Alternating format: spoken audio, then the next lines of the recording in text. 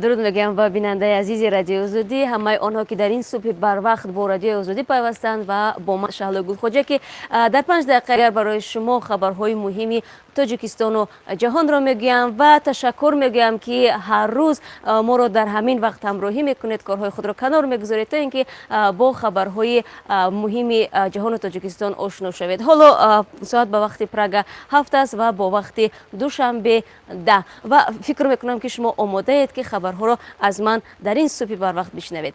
امروز پس از تنفس در جام جهانی فوتبال که امروز در روسیه جریان دارد، قوازمایی‌های چهارک نهایی شروع می شود و در قوازمایی اوروگوئه با فرانسه و برزیل با بلژیک جفت اول قوازمایی نیم نهایی معین خواهد گشت و جفت باقی مانده پگاه در قوازمایی خرواتیا با روسیه و انگلیا با شویتسیا معلوم خواهد شد. ما قوازمایی ها را پیگیری میکنیم و تفصیلات آن را شما بیننده عزیز می توانید مستقیما در سامانه ما azadi.org پیدا کنید.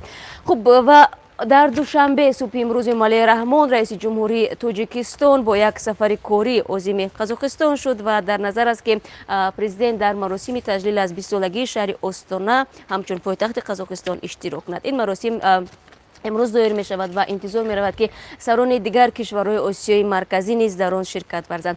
ضمناً امروز 6 ایول زادروز نورسلطان نظربایف نیز هست که به سن 78 رسیده است.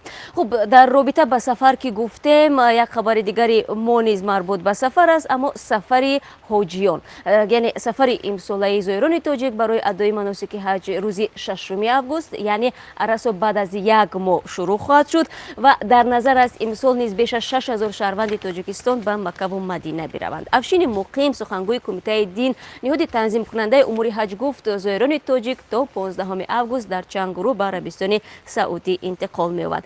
به قول او مراسم حج 2018 تا 12 سپتامبر ادامه می‌کند و در این روز آخرین گروه زایرین به وطن برمیگردند. سخنگوی کمیته دین افزود امسال نیز زایرین تاجیک طریق هواپیماهای تاجیکستان و سعودی به حج می‌روند. ارزش حج امسال 33410 سومانی معادل $3700 آمریکایی معین شده است.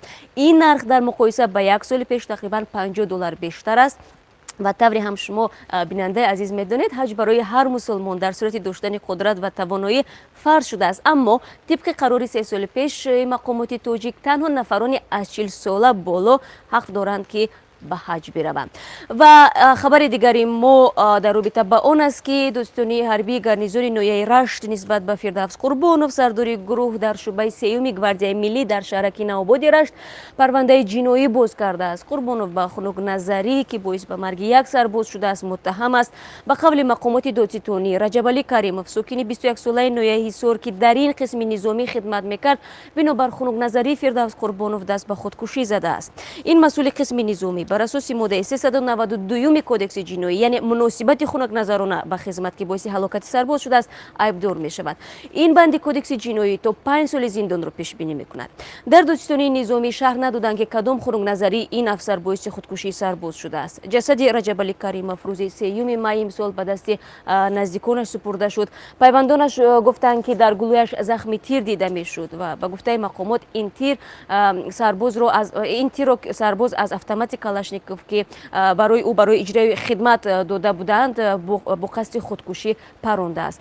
و دادستانی حربی گارنیزون نویه رشت گفته است کسی رجب علی کریموف را به خودکشی نرساند، بلکه او پس از لطوکوب یک سرباز و به بیرون فرستادن 2 عسکری دیگر خودکشی کرده است.